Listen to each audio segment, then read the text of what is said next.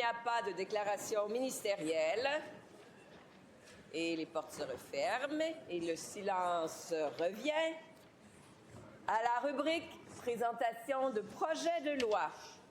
Monsieur le leader du gouvernement. Je voudrais d'appeler l'article A du feuilleton, s'il vous plaît. À l'article A du feuilleton, Monsieur le ministre de la Sécurité publique présente le projet de loi numéro 13, loi visant à favoriser la sécurité et le sentiment de sécurité de la population et modifiant diverses dispositions. Monsieur le ministre. Merci, Mme la Présidente. Avant de commencer la lecture, j'aimerais ça qu'on souligne la présence de Mme Nancy Boucher, que plusieurs connaissent ici.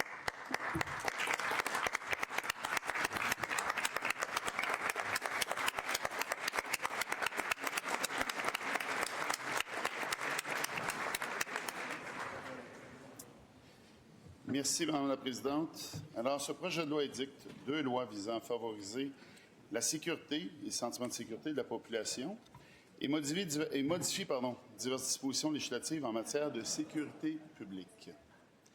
Le projet de loi édicte d'abord la loi sur la divulgation publique de renseignements concernant certains délinquants sexuels à risque élevé de récidive, laquelle institue un comité ayant principalement pour fonction de décider si tels renseignements doivent être divulgués au public. Cette loi prévoit la communication à ce comité par la Sûreté du Québec et par les services correctionnels du ministère de la Sécurité publique des renseignements déterminés par règlement du gouvernement concernant les délinquants sexuels. Elle habilite le gouvernement à établir par règlement la définition de ce qui est un délinquant sexuel pour l'application de cette loi et les éléments dont le comité doit tenir compte dans le cadre de son analyse. Cette loi établit les renseignements contenus dans la divulgation publique concernant un délinquant sexuel et limite à 3 ans la période de leur diffusion. Elle encadre le contenu et la communication de la décision du comité et permet la contestation de celle-ci par le délinquant sexuel concerné devant le tribunal administratif du Québec. Cette loi énonce le devoir de la Sûreté du Québec de diffuser les renseignements concernant un délinquant sexuel conformément aux conclusions de la décision du comité.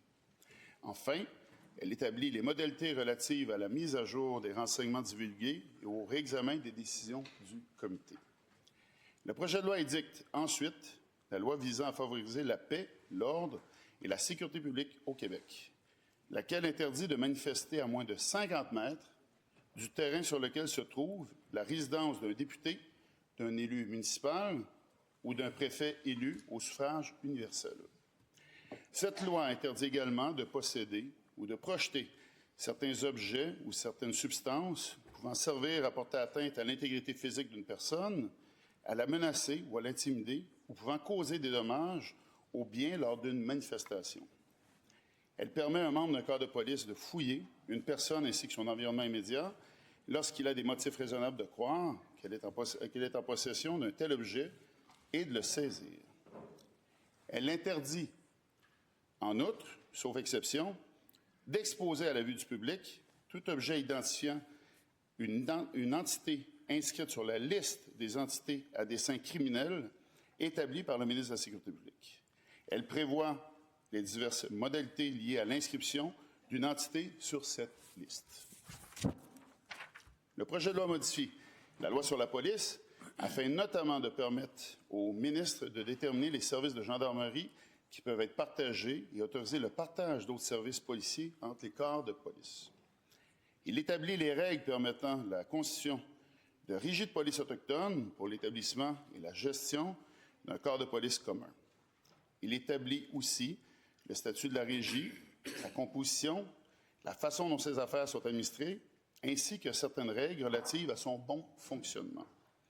Il permet à la régie de conclure une entente avec le gouvernement pour établir ou maintenir un corps de police autochtone sur le territoire sur lequel elle a compétence et détermine les règles qui sont applicables. Le projet de loi modifie la loi d'accès sur les documents des organismes publics et sur la protection des renseignements personnels pour encadrer la communication par un corps de police, dans certaines circonstances, de renseignements personnels à un organisme ou à une personne victime. Le projet de loi modifie en outre, la loi sur la sécurité privée afin de revoir certaines règles relatives au mandat des membres du conseil d'administration du Bureau de la sécurité privée, ainsi que la loi sur le système correctionnel du Québec, afin qu'une personne victime puisse être autorisée à faire la lecture de cette présentation écrite lors de certaines séances de la Commission québécoise des libérations conditionnelles.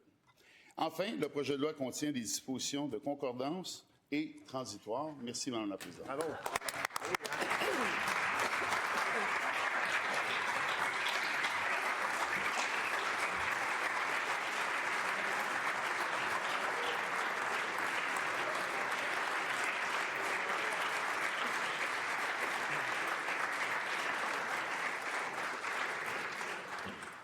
Et est-ce que... Oui, je reconnais Madame la leader de l'opposition officielle. Je vous écoute. Madame la Présidente, nous souhaitons des consultations particulières sur ce projet de loi.